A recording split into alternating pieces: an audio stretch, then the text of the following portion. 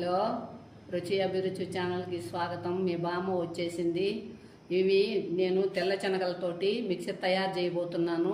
ఇవి ఎలా తయారు చేసేది మీకు చేసి చూపిస్తాను. నేను ఈ శనగల్ని ట్రైన్లో కూడా ఇలాగే తయారు చేసి అమ్ముతుంటారు. ఇప్పుడు నేను తయారు చేస్తున్నాను. మనం ఎప్పుడన్నా తినాలనిపించినప్పుడు మనం ఇలాగే తయారు చేసుకుంటే చాలా బాగుంటాయి. ఇంకా ఇప్పుడు మనం ఎలా తయారు చేసుకోవాలి చూపిస్తాను మీకు. ఇప్పుడు తయారు చేసేది మొదలు పెడుతున్నాను. స్టవ్ వెలిగించుకున్నాను. కుక్కర్లో 6 కిలో శనగలు రాత్రి నానబెట్టాను. అవి ఇప్పుడు మనము కుక్కర్లో పోసుకొని 2 గ్లాసులు నీళ్లు పోసుకుంటున్నాను.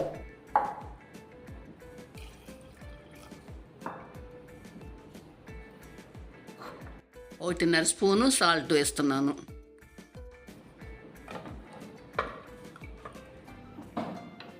మనం మూత పెట్టుకొని 3 విజిల్స్ వస్తే చాలు.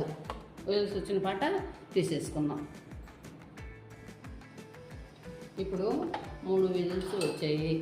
మనం మూత తీసి చూసుకొని ఎక్స్ట్రా వాటర్ కానీ ఉన్నాయంటే మనము వడపోసుకుందాం. వడగట్టుకొని తర్వాత తిరగమాత పెట్టుకుందాం. ఇప్పుడు గుగ్గుళ్ళు వడగట్టుకున్నాము. తర్వాత తిరగమాత పెట్టుకున్నాము. ఇప్పుడు స్టవ్ వెలిగించి పాన్ పెట్టుకున్నాము. దీంట్లో ఒక 2 స్పూన్లు నూనె వేస్తున్నాం.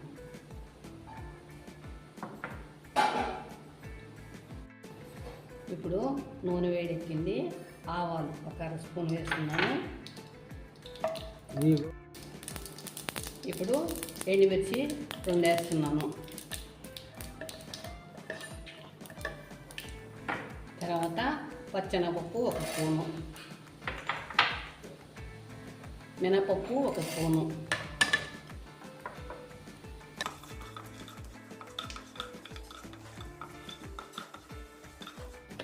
ఇవి వేగిపోయినాయి. ఇప్పుడు కరివేపాకు కొంచెం వేస్తున్నాం.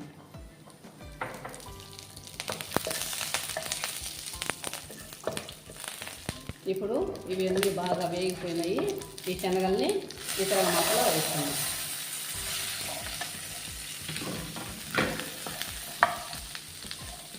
ఇవి బాగా కలుపుకున్నాము. ఈ శనగల్ని నానబెట్టుకొని తింటే చాలా మంచిది. దీంట్లో ఎక్కువ ప్రోటీన్ కూడా ఉంటుంది. ఆరోగ్యానికి కూడా చాలా మంచిది ఇవి.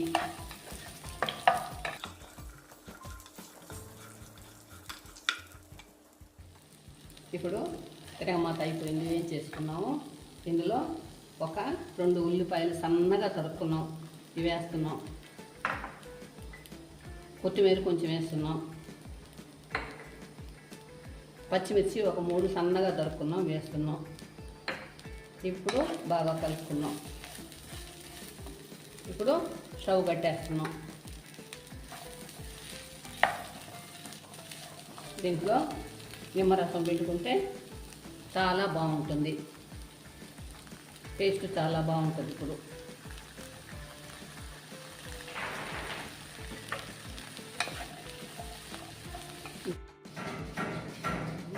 తెల్ల శనగలు రెడీ అయిపోయినాయి.